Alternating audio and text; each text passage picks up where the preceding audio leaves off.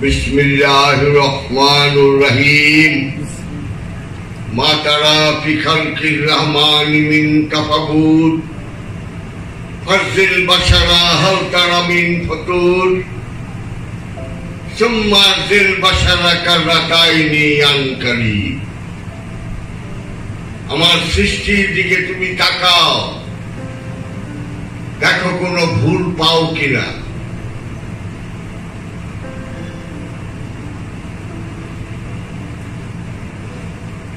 Behold into my creation.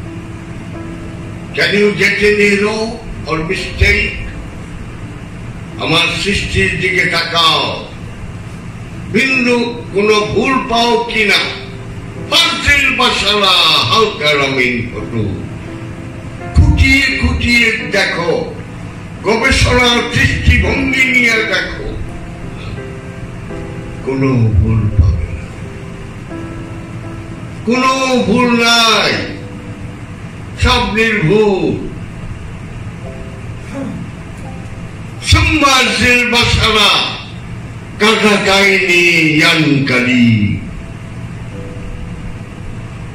আবার তাকিয়ে দেখো ভুল তো পাবেই না তোমার চোখ বিস্ফারিত হয়ে তোমার কাছেই ফেরত আসবে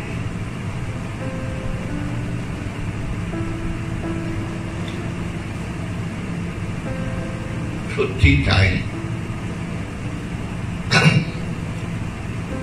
আদমকে আল্লাহ সমস্ত ফেরেশতাদের এবং জিন আযাদিল সহ সবাইকে বললেন উসজুদু লিআদম আদমকে সিজদা দাও ডাউন ইউর হেড টু আদম ফাসাজাদু সবাই সিজদা দিল ইল্লা আযাদিল all down except Azazil সবাই সেজদা দিল আযাদিল দিল না কেন দিল না সে অহংকারী হয়ে গেল অহংকারের আরবিটা হলো এটা আরবি ভাষা না এটা হিব্রু ল্যাঙ্গুয়েজ অহংকারের হিব্রু ল্যাঙ্গুয়েজ হলো বালাসা যে অহংকার করে ইবলিস ফাসাজাদু সবাই সেজদা দিল ইল্লা ইবলিস ইবলিস দিল অহংকারী সেজদা দিল আল্লাহ বললেন তুই সেজদা দিলি না কে বল কেন সেজদা দিলা খালাকতানি মিন নার খালাকতাহুম কাহু মিন তিন আমাকে তুমি আগুন দিয়ে ধূম্রবিহীন আগুন দিয়ে তৈরি করেছ I was created by free fire of smoke যে ধোঁয়ায় আগুন নাই সেই আগুন দিয়ে তৈরি করেছ Adam was created by pottery or clay আর আদমকে তৈরি করেছ তুমি মাটি দিয়ে আল্লাহ বলল ঠিক আছে এটা তো মানলাম কিন্তু এতে কি হচ্ছে কোনা তুই যে আগুন ধূম্রবিহীন আগুনের তৈরি আর আদম যে মাটির তৈরি এতে কি কি কবি কানা খাইরুম মিনহু আমি আদমের চেয়ে উত্তম কারণ আমি ধূম্রবিহীন আগুনের তৈরি আর আদমের মাটি দিয়ে তৈরি করছি আমি হচ্ছে উত্তম ভালো I'm superior to Adam I'm better than Adam এই অহংকারে দেখ এটা অহংকার করো না আল্লাহ তুমি বুঝিয়ে দাও তাই তো লেখা তুই যেতেছ কয়ে ফেললো আনা খাইরুম মিনহু আমি একদম ইচ্ছে কত ভালো কুবুদ্ধি ওয়াসওয়াসা আচ্ছা ঠিক না বলি? এখন এই শয়তানে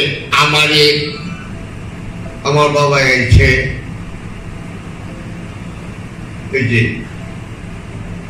বাবা অলি, মিজান, আমার স্বামী মনির, মইজুদ্দিন, আমার আপার মিষ্টি, আমার বাবা রফিক, আমগুকে ধোকা দেয়, শয়তানে দেয় না? শয়তানে ধোকা দিয়ে তো আমাদেরকে বিপথে নেয়।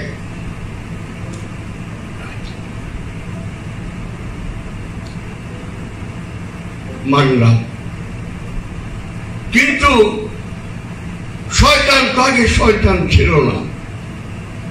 উনি তো ফেরেশতাকে সর্দার ছিলেন, ইমামে মালায়েকা ছিলেন, তখন তো শয়তান ছিল না। তো তাদেরকে ওয়াসওয়াসা দিল যে কোয়ানা খাইরুম মিনহু, আমারে তোমারে নাইলে শয়তানে ওয়াসওয়াসা দিয়া বিপথে নিল বা জাহান্নামে নিল, আপত্তি নাই। কিন্তু শয়তান তো আগে শয়তান ছিল না। বিনা বাতাসে গান লড়ে না, আল্লাহর হুকুম ছাড়া আমরা কই একটা পাতাও লড়ে না। তাহলে এই আযাজিলকে কে শিখাইল বল আনা খাইরুম মিনহু? এই কুমন্ত্রণাটা কে দিল? বিজ্ঞানের শেষ সূত্র হলো every action has an exact and equal opposite reaction. প্রত্যেক ক্রিয়ার ঠিক বিপরীত তদ্রূপ ক্রিয়ার আছে। শয়তানে ধোকা দেয়, কারণ শয়তান দিবই। কিন্তু যখন শয়তান ছিল না, ইমামে মালায়েকা ছিলেন, ফেরেশতাদের সর্দার ছিলেন,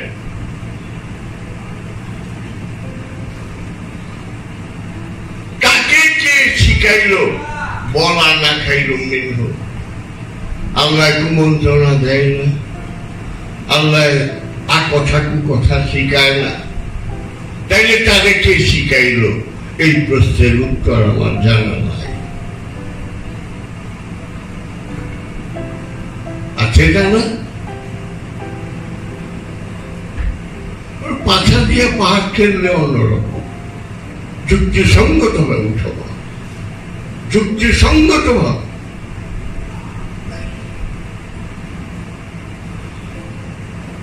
এর জবাব ওই যে আমি সূরাটা পড়লাম, সুম্মাজিল বাশারা কাররাতাইনি আনকানি, আমার সৃষ্টির দিকে আবার তাকাও, তোমার চোখ তোমার কাছে বিস্ফারিত হয়ে ফিরত আসবে, অবাক হয়ে বলবে সুবহানাল্লাহ, তোমার নিখুঁত সৃষ্টি, নিপুণ সৃষ্টি, তুমি জুল জালাল, তুমি ইকরাম, তুমি তাবারক।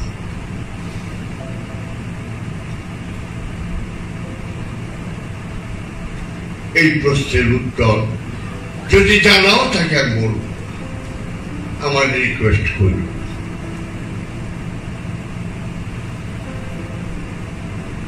প্রশ্নটা সুন্দর না বলি?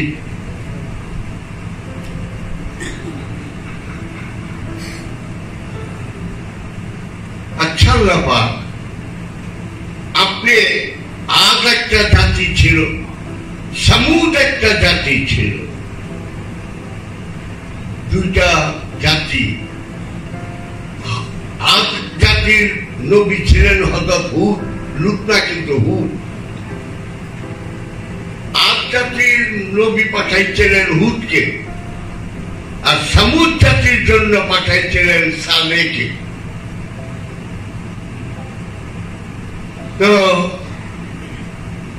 আজ জাতি আর সামুদ জাতিকে দুই নবী বহু বলছে, দেখো আল্লাহর পূজা করো, মূর্তি পূজা করো।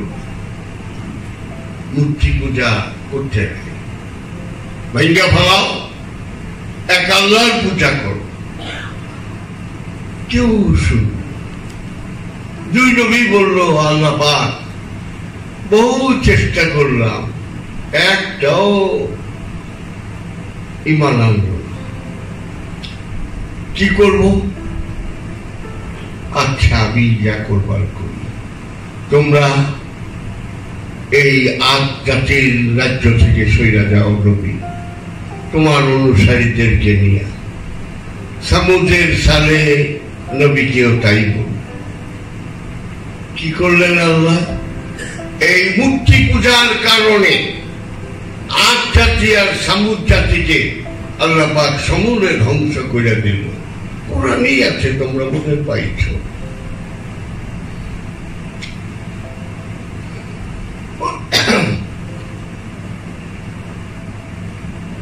দেখো দুর্বল।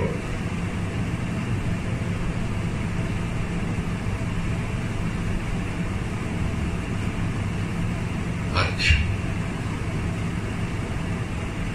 কি কারণটা ছিল আগার সমুদ্রে ধ্বংস করা? তারা মূর্তি পূজা করত।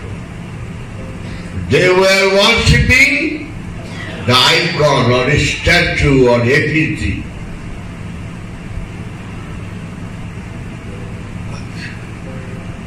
আল্লাহ পাক তোমাকে যদি প্রশ্ন করি, অন্যায় হবে? কারণ তোমার সৃষ্টির রহস্য বুঝি না। সম্মানের বাসার আকার না তাই নেই আনকারী, কিচ্ছু বুঝি না। আগার সামুদ জাতি মূর্তি পূজার করার দরুন এই দুটা জাতিকে তুমি সমূলে ধ্বংস করে দিলে। কোরআনেই উল্লেখ আছে। আমরা দেখি আদ সামুদ জাতিরও কয়েকশো বছর আগ থেকে অখণ্ড ভারতে দুর্গা পূজা, কালী পূজা, লক্ষ্মী পূজা, সরস্বতী পূজা, গণেশ পূজা, কার্তিক পূজা, শ্রীনাথ পূজা, জগন্নাথ পূজা, কত রকম পূজা হইতেছে এই অখণ্ড ভারতে।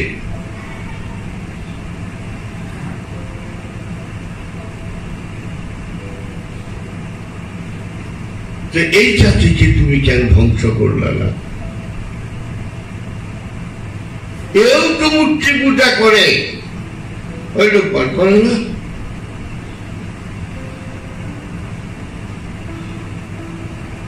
একে ধ্বংস করলেন না কেন? এরাও তো একই অপরাধী।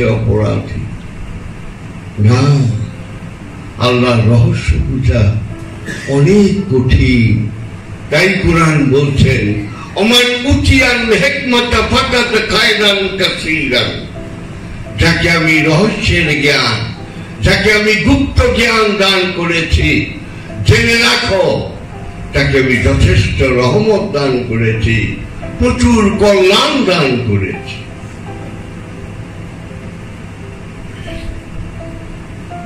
আজ সামুদ জাতিরে মূর্তি পূজা করার তরুণ ধ্বংস করে দিলেন। আর অখণ্ড ভারতে কত মূর্তির পূজা এখনো চলতেছে। ওই এই অখণ্ড ভারতে তো ধ্বংস করলেন না? এটা বুঝি না। এটা কি কারণে করলেন না? এটা বুঝি না। তোমরা কেউ বুঝতে কও।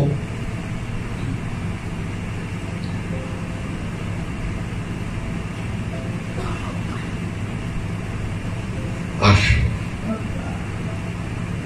ولا تزر وازرة وزر أخرى وإن تدعو مثقلة إلى حملها।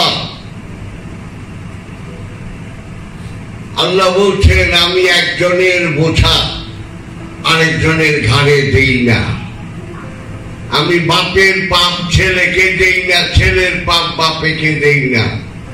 যার যার পাপ পুণ্যের হিসাব তার কাছ থেকেই আমি নেব। রাইট? ঠিক না?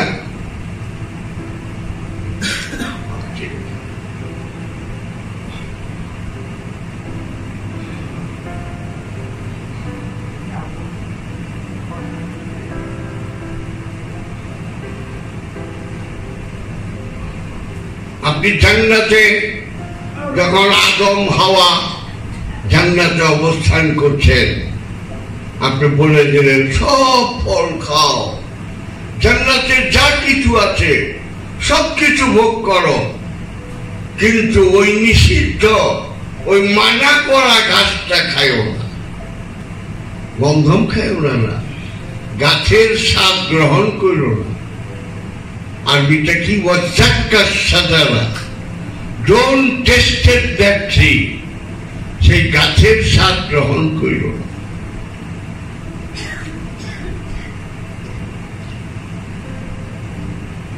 বলে দিলেন সব কিছু তার আরামে আছে আদম হাওয়া। বাবা শয়তান আইসা জান্নাতের দরজার সামনে ভিতরে তো ঢুকা পারবো না, আইসা বলতেছে, Adam believe me, I am your sincere friend. Adam বিশ্বাস করো, আমি তোমার একদম প্রাণ প্রিয় বন্ধু, সবকিছু খাও খাও, কিন্তু যেটা মানা করছে ওইটা যদি একবার খাও, আঙ্গুর বেদানা আঙ্গুর পৃথিবীর ফল, ওইটা তো আর জানি না জান্নাতে, এইসব চুক্কা খাইবারই যে ফলটা খাইতে আল্লাহ তোমাকে মানা করছে যে গাছের স্বাদ লইবার, ওইটা সবচেয়ে মজা।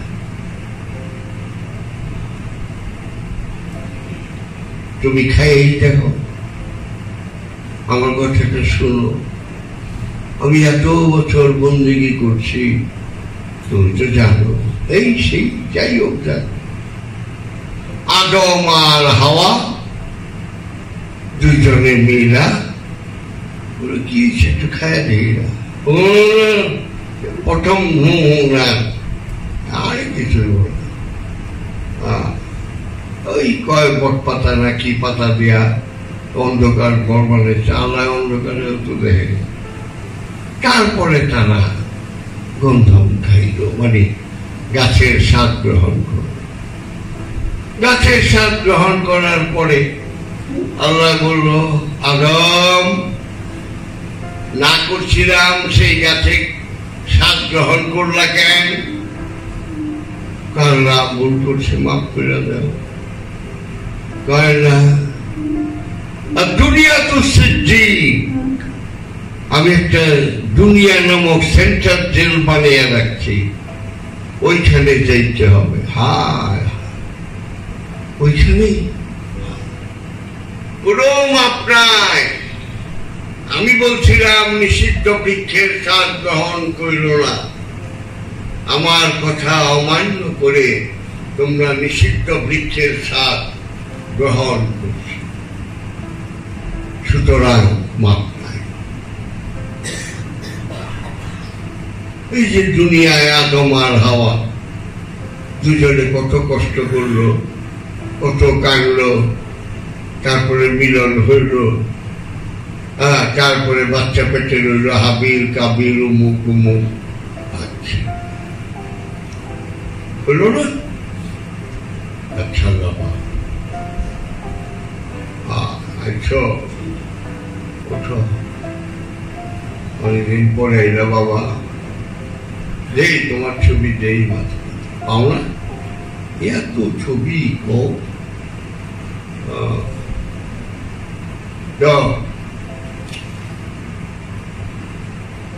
বললো, আল্লাহ আমাকে মাফ করে দাও। কয়টা মাপের প্রশ্নই আসে না, দুনিয়ার এই যাত্রা তোমাকে ভোগ করতেই হবে, এই দুনিয়ার জঞ্জালে তোমার থাকতেই হবে, কারণ তুমি জানো দুনিয়া একটা সেন্টার জেল, জেলখানায় যেরকম কষ্ট হয় তোমাকেও কষ্ট হয়।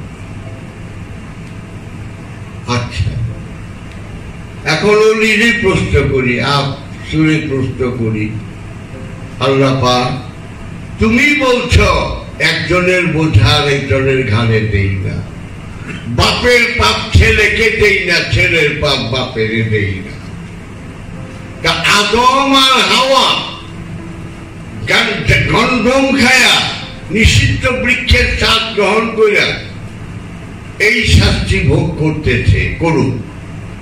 কিন্তু আমরা তো নিষিদ্ধ বৃক্ষের স্বাদ গ্রহণ করিনি,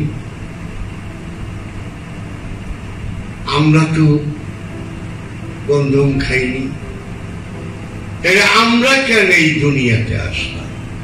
তুমি না বলছো বাপের পাপ ছেলেরে দেব না, ছেলের পাপ বাপেরে দেব না, যার যার পাপ পুণ্যের হিসাব তার কাছ থেকে নিব। তা আদম হওয়ার কাছ থেকে হোক, আমাকে বড় বাপ বড় মা মহামা মহাবাপ তাও কাছ থেকে হোক, আমাকে এই পরীক্ষার মধ্যে ভালাই লাগে বাবা, আমরা তো খাইনি।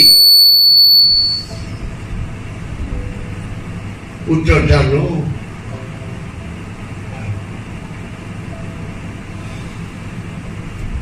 তোমার বাপে পেটের মধ্যে এরকম শত শত প্রশ্ন। উত্তর অনেকেরই হয়তো জানা থাকলেও বলবে না অনেকে, আর কি বলবে, সত্য বলো রহস্য বলো। তাই আল্লাহ নিজেকে বলেছেন তাবারাকাসমু ওয়া রাব্বুকা ওয়া জুল জালালুহুল ইকরাম। Blessed to be the name of thy Lord, full of majesty, full of bounty, full of honor or excellence. সুতরাং যা কিছু করো অবনত মস্তকে করো। তাই আল্লামা ইকবাল বলেছিলেন, শ্রদ্ধাভি করে শেকওয়াভি করে বন্দে কা ইয়ে দস্তুর নাহি হ্যায়। তুমি শ্রদ্ধাও করবা, আবার বারবার প্রশ্নও করবা, এটা মুরিদের লক্ষণ না। সুতরাং যুক্তি তর্ক কথা যেখানে কবর, ভালোবাসা সেখানেই শুরু। ভালোবাসায় কথা থাকে না, থাকে আবেগ, থাকে মূর্ছনা, থাকে নিজের শরীরের মধ্যে একটা অকল্পনীয় কম্প। প্রেমের মধ্যে কথা না, তাই প্রেম করা যায় না, প্রেম হয়ে যায়। বৃষ্টি বৃষ্টি বানানো যায় না, বৃষ্টি আপনিই হয়। কচুরি পানা নিচে চলে না, ওটা স্রোতে চালিয়ে নেয়। অ্যাক্সিডেন্ট করা যায় না, অ্যাক্সিডেন্ট হয়ে যায়। তাই এই দুনিয়াতে আসছো, এই দুনিয়াতে এই জীবন্ত শরীরটাই তোমার জীবন্ত কবর। মাটির গর্তে কোনো আযাব নাই, প্রতিনিয়ত আযাব হচ্ছে এই জীবন্ত দেহ কবরে। কত ঝুট ঝামেলা, সংসার চালানো কত রকম আঘাত খাচ্ছি। সুতরাং দিন আসিলে রাত্রি কোথায় যায়, রাত্রি আসিলে দিন কোথায় যায়। রাত্রিও এইখানে, দিনও এইখানে। সুতরাং বন্ধনে মুক্তি নাই, মুক্তিতে বন্ধন নাই। সেই মুক্তির জন্য একজন গুরু ধরতে হয়, একজন পীর ধরতে হয়। পীর সবকিছু না, পীরের সীমানা সিদরাতুল মুনতাহা পর্যন্ত। The last demarcation is Sidratul মুনতাহা। সৃষ্টির শেষ সীমা পর্যন্ত গুরুর সীমানা। লামুকাম, লামুকামে গেলে গুরু নাই, তাহলে কি আছে? আমি আমি।